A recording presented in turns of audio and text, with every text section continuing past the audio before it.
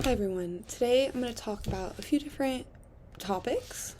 I'm going to talk about what communication techniques do persuasive leaders commonly use to gain buy-in from their teams. How does trust play a role in a leader's ability to influence and persuade, and can persuasion exist without trust?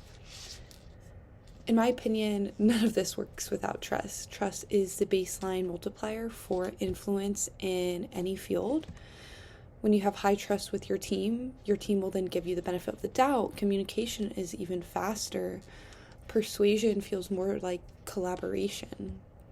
Without trust within an establishment, every argument can be filtered through suspicion, or people look for hidden agendas, or they just don't think you have good intentions if they do not trust you.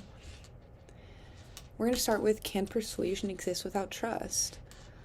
I think yes. It can, but it has a shelf life.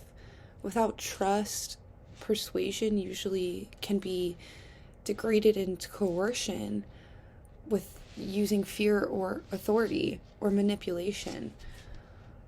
You can maybe be seen as being deceptive even. You might get short-term compliance through your employees, but you won't get genuine commitment. Once the team realizes they've been misled, the leader's influence will evaporate. I just want you to think about the last time someone genuinely changed their mind. Not because they forced you to, not because they outranked you, but because you actually bought into what they were saying.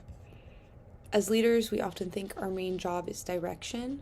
We look at data, we see the clear path forward, and we expect everyone to march. But true leadership doesn't happen in a vacuum of authority. It happens in the space of persuasion.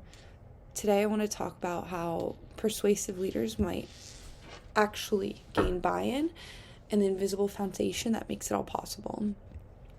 When you look at highly persuasive leaders, they rarely rely on the phrase "because I said so."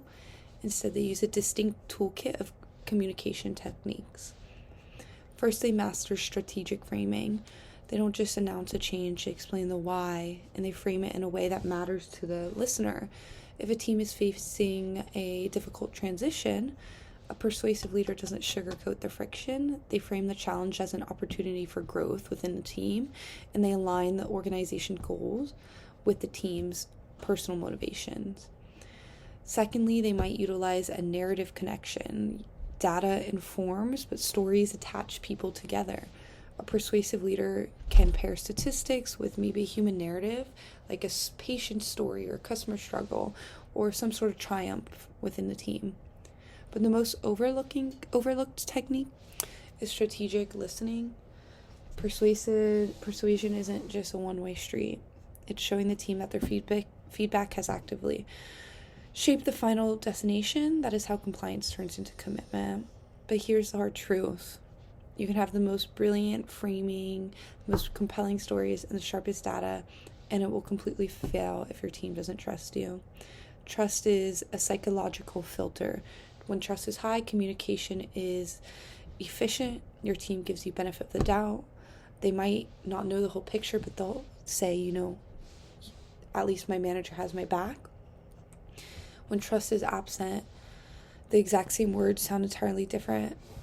A message about operational efficiency is filtered as we are going to be overworked. Without trust, every persuasive argument just looks like a trap. This brings us to a crucial question. Can persuasion exist without trust? Short answer is yes, but we wouldn't call it persuasion. We'd call it what it is: manipulation or coercion. A leader can use fear, pressure, or empty promises. They might hit their targets that quarter, but that strategy has an incredibly fast expiration date. The moment the team realizes the reality doesn't match the rhetoric, the leader's influence is permanently bankrupt. Real persuasion requires an ethical anchor. It's not about tricking people into going where you want.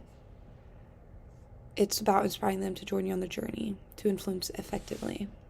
Thanks for listening.